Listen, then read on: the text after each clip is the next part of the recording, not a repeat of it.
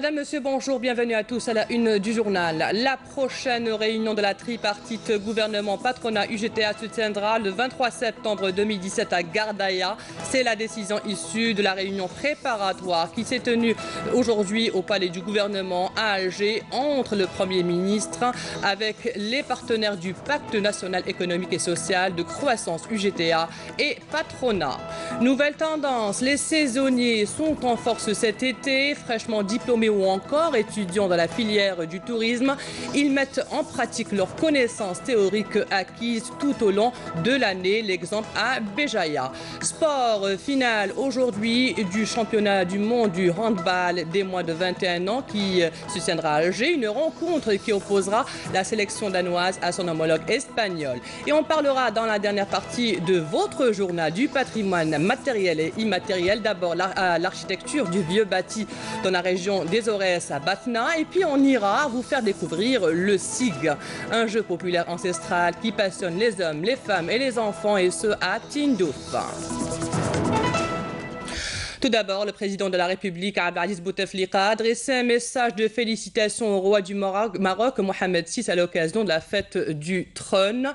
Dans son message, le président Abdelaziz Bouteflika a réitéré sa volonté de resserrer les liens de fraternité, de solidarité, de bon voisinage qui unissent les deux pays.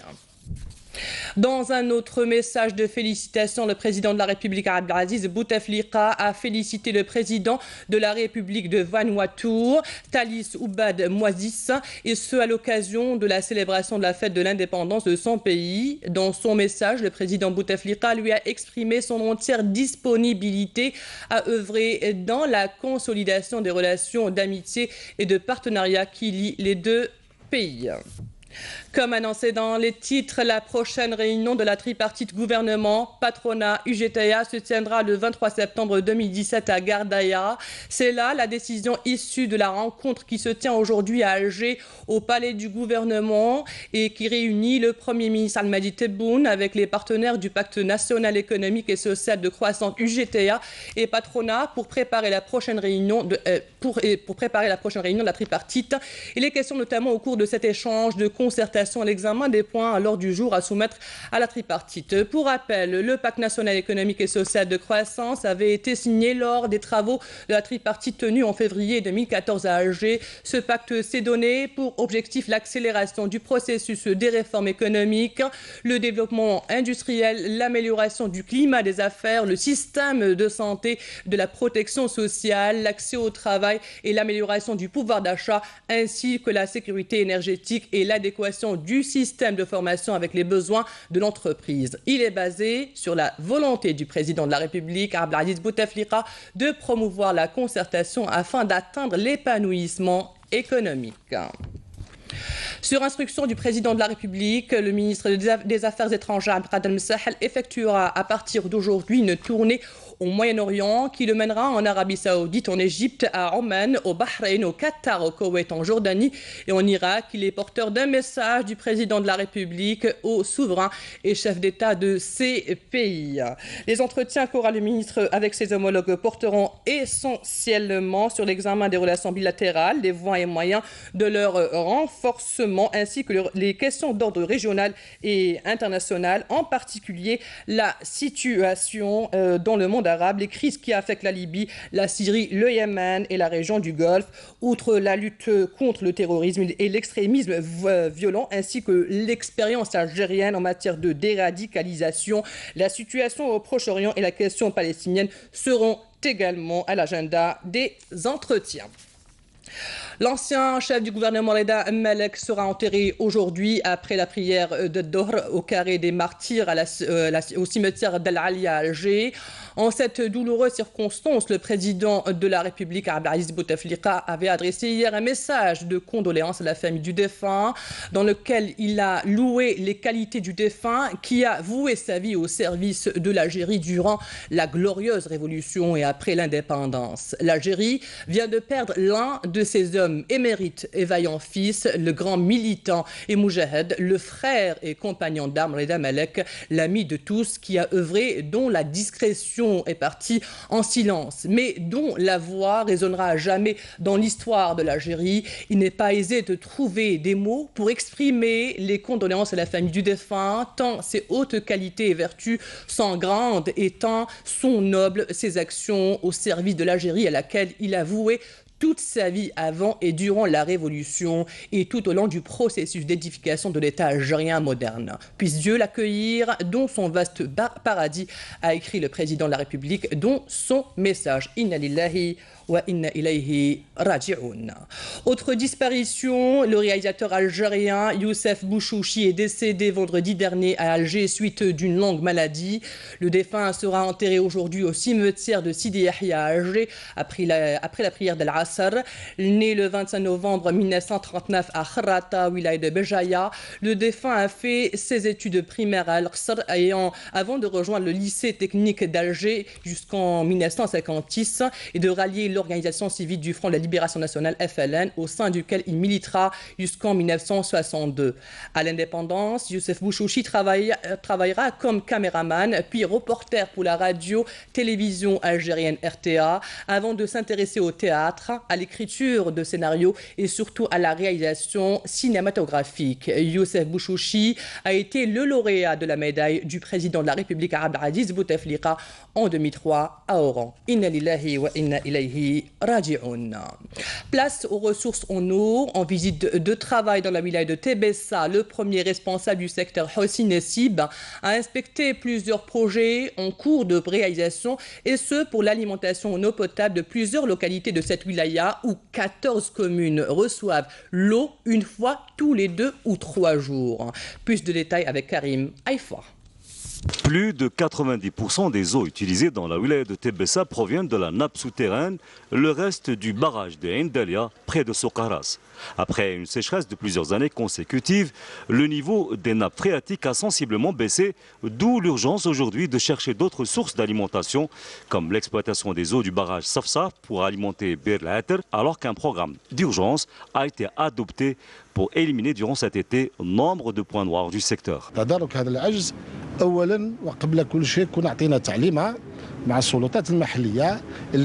Pour rattraper ce déficit, nous avons pris en coordination avec les autorités locales des mesures pour l'accélération des projets touchant aux ressources hydriques.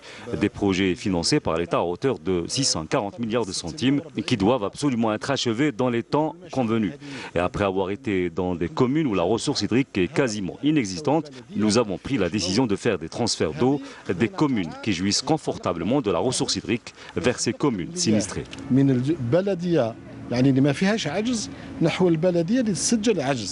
Au chef-lieu de wilaya, le ministre a visité le chantier d'une station d'épuration des eaux usées et un laboratoire des analyses de l'Algérienne des eaux.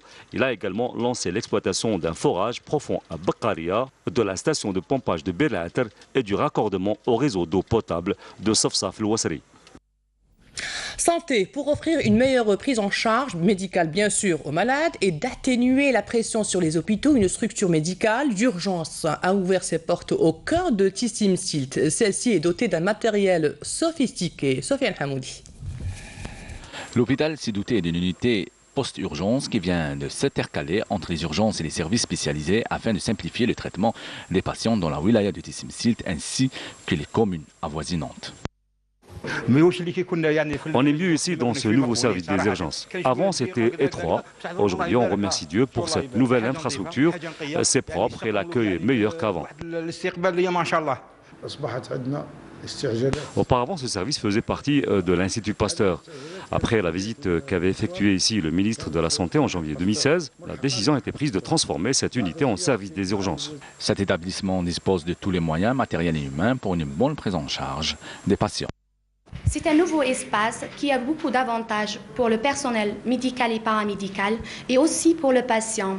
Et parmi ces avantages, on a un bloc opératoire qui va nous permettre d'éviter de déplacer le patient jusqu'à l'hôpital quand il y a une urgence chirurgicale. Cette structure mise en place au niveau du service des urgences médicales de l'établissement de Tissim Silt dispose de plusieurs spécialités, ce qui va permettre aux malades d'éviter leur déplacement vers d'autres wilayas. Parlons maintenant du tourisme. À Béjaïa, ils sont plusieurs jeunes étudiants à se diriger vers les infrastructures hôtelières pour travailler en cette période de vacances. L'exemple de Kousseila, ce jeune homme diplômé en marketing touristique et qui, comme chaque été, travaille en qualité de saisonnier. Une occasion pour mettre en pratique ses connaissances théoriques. Nessim Saidi. Kousseila est un jeune étudiant en marketing touristique. Passionné par ce domaine, il a choisi de l'exercer même durant ses vacances comme saisonnier. Chaque été, je passe à l'auberge Thaïs, donc je suis comme saisonnier. Donc à propos de comment je finance mes études, j'ai la saison estivale et j'ai une bonne prime et j'ai une bonne paye aussi pour ça, ce qui me permet de financer mes études et de faire de la recherche beaucoup plus. Pour Kousseila, la période estivale est une occasion pour mettre son savoir-faire au service des estivants en mettant en pratique les théories assimilées durant l'année. Kousseila essaye même d'apporter des nouveautés chaque année. J'apporte déjà la nouveauté par rapport à la communication. En Algérie, on a besoin d'une communication à part la saison estivale parce que c'est là où il y a la concentration et la masse à les clients. Ce qui est bien la saison estivale, c'est je mets en pratique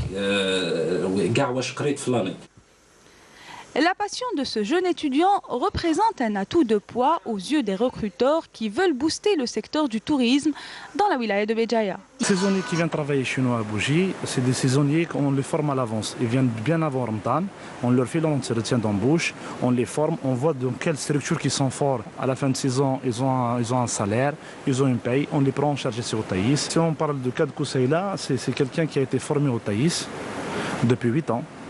Il est venu comme saisonnier, tout à fait, comme on avait dit tout à l'heure. On a tout de suite repéré que c'était quelqu'un de compétent, quelqu'un de capable et quelqu'un qui veut percer, qui veut réussir. Ils sont nombreux, comme Kousseila, à se diriger vers les infrastructures hôtelières pour apporter leur touche personnelle. L'actualité à l'étranger en bref ce midi, un résumé signé par Hosna Zoubiri. Près de 70 personnes ont été tuées dans une attaque menée par le groupe terroriste Boko Haram contre une mission pétrolière dans le nord-est du Nigeria. Les circonstances de l'embuscade contre l'équipe de la Nigerian National Petroleum Company, accompagnée de géologues de retour d'une mission d'exploration pétrolière, n'ont pas encore été éclaircies en raison du strict contrôle de l'armée sur les accès aux bornos. La police australienne a déjoué un complot terroriste d'inspiration islamiste visant à détruire un avion en vol avec un engin explosif et arrêté 4 personnes à Sydney. À cet effet, les mesures de sécurité ont été renforcées dans les principaux aéroports du pays continent. Le président américain Donald Trump a prévenu hier qu'il ne permettrait plus à la Chine de ne rien faire face à la Corée du Nord après le tir d'un missile intercontinental réussi vendredi par Pyongyang qui affirme pouvoir atteindre désormais le territoire américain. La Chine a commencé à se livrer à une démonstration de force dimanche avec un défilé militaire géant autour du président Xi Jinping à l'occasion du 90e anniversaire de la fondation de l'armée rouge. Le défilé dont l'organisation n'a été annoncée que samedi soir se déroule dans l'immense base militaire de Zuri en Mongolie intérieure dans le nord du pays. Retour au pays et place au handball. Aujourd'hui, c'est la finale du championnat du monde des moins de 21 ans qui opposera la sélection danoise à son homologue espagnol. Hier, donc, se sont jouées demi-finales qui ont opposé l'Allemagne à l'Espagne et la France au Danemark. Voici le compte rendu de la journée d'hier avec Nassima Imloul. Avec 4 victoires dans la phase de son groupe et une défaite, la France, champion en titre, arrache 2 autres victoires dans ses matchs des 8e et quarts de finale. En revanche, le Danemark, après avoir perdu lors de sa première rencontre dans le tour préliminaire et enregistré 3 succès consécutifs, s'incline devant la France, mais parvient à composter ses billets aux 8e et quarts de finale. L'équipe scandinave s'affronte à nouveau avec la France en demi-finale et réussit à prendre sa revanche grâce à un point qui aurait fait la différence face aux tenants du titre qui ont réussi à intensifier leur performance à travers chaque étape de ce tour international. Alors que toutes les chances semblaient clairement les favoriser, les tricolores, dans leur mauvais jour, terminent vaincus sur le score de 33-32 et quittent la course pour le titre. La deuxième demi-finale du championnat du monde junior U21 s'est terminée par une victoire claire pour l'Espagne qui a battu son homologue l'Allemagne par 5 buts sur le score de 25-21 dans une bataille passionnante jusqu'au coup de sifflet final. Les deux adversaires ont tous deux enregistré seulement des victoires tout au long de ce parcours vers les demi-finales, mais il ne pouvait y avoir qu'un seul gagnant dans cette compétition et une seule nation était obligée d'accepter sa première défaite, qui s'est inscrite malheureusement dans les dossiers allemands à l'avantage des Espagnols qui devront faire face aux Danois ce soir à la salle Harsha à partir de 18h. Les deux finalistes iront revendiquer une place, une seule, dans le match de trophée. Vous l'avez compris, donc la finale du handball opposera ce soir les sélections danoises et espagnoles. Un match que vous pourrez suivre à 18h sur les chaînes nationales et à 4. Parlons maintenant de notre patrimoine matériel et plus précisément du vieux bâti des Aurès, sa réhabilitation et sa restauration. Azouz et Mohamed, deux habitants de la vallée de Rassira dans la wilaya de Batna, nous content la formidable histoire du savoir-faire architectural, local et ancestral. Regardez, c'est un reportage de Naïma Chekchak.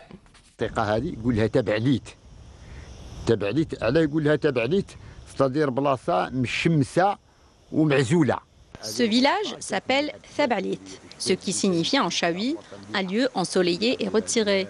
C'était une très belle place, celle de mes aïeux, avec un bel oued, beaucoup de palmiers. On y élevait les chèvres, les abeilles. Quand vous continuez par là, vous avez le village Ouled Fatah, puis Roufi. Plusieurs villages qui se succèdent au bord de l'oued, avec leurs jardins. En automne et en hiver, les habitants étaient là. L'été, ils allaient vers les montagnes comme Jebel Ahmar, où ils retrouvaient leurs troupeaux qui leur assuraient leur subsistance. Un air de retour aux sources pour Azouz qui, une fois la semaine, ne manque pas d'aller se rappeler à ses bons souvenirs d'enfants et de genoux du côté de la maison familiale qu'il a vu naître et grandir. Si elle parlait, les pierres diraient toute la valeur d'une vie passée au creux d'un bonheur rustique, originel.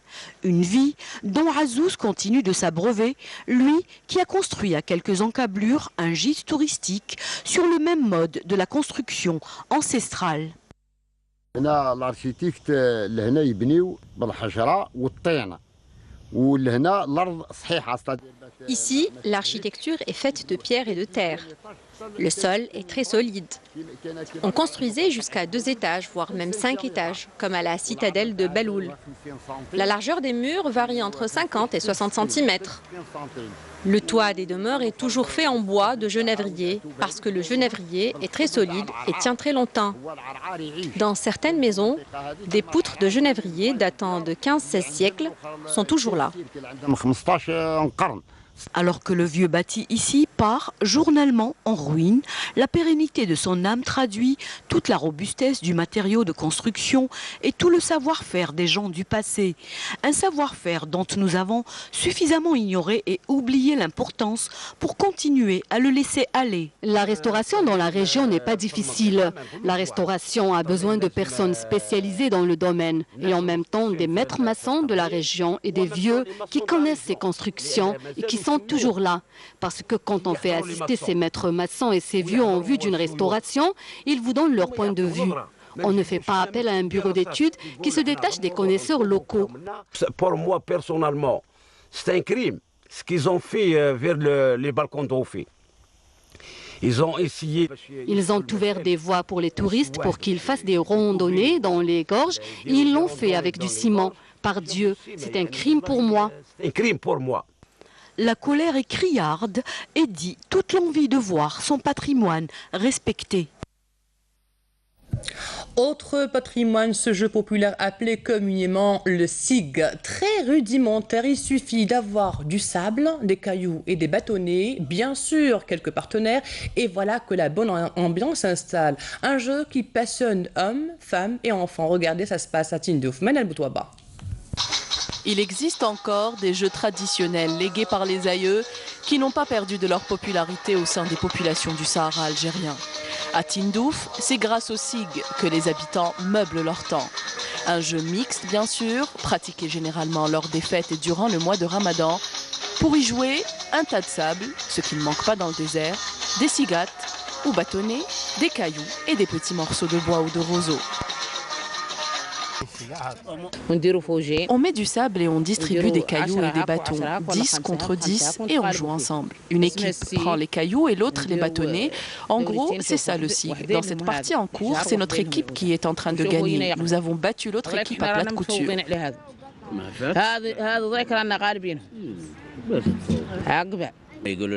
Ce sont nos grands-parents qui nous ont appris ce jeu et nous avons continué à y jouer après eux.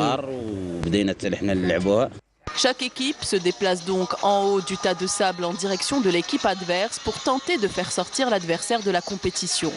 Le score est déterminé en fonction de la position prise par les bâtonnets au cours du jeu. Simple en apparence, le jeu demande néanmoins beaucoup de pratique et de concentration. Il s'apparente au jeu d'échecs. Outre son aspect récréatif, il sert aussi à développer les capacités mentales des joueurs.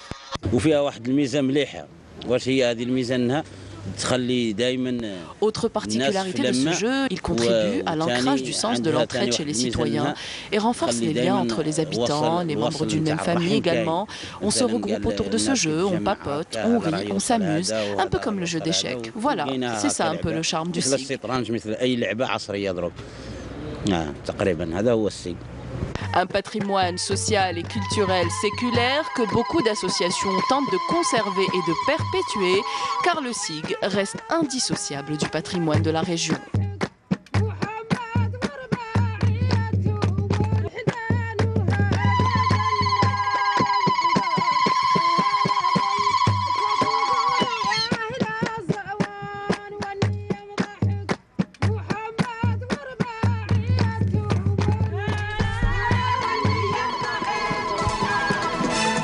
On va s'y mettre au SIG. C'est la fin de cette édition. Merci à vous de l'avoir suivi. Dans quelques instants, les prévisions météo. À demain, à midi.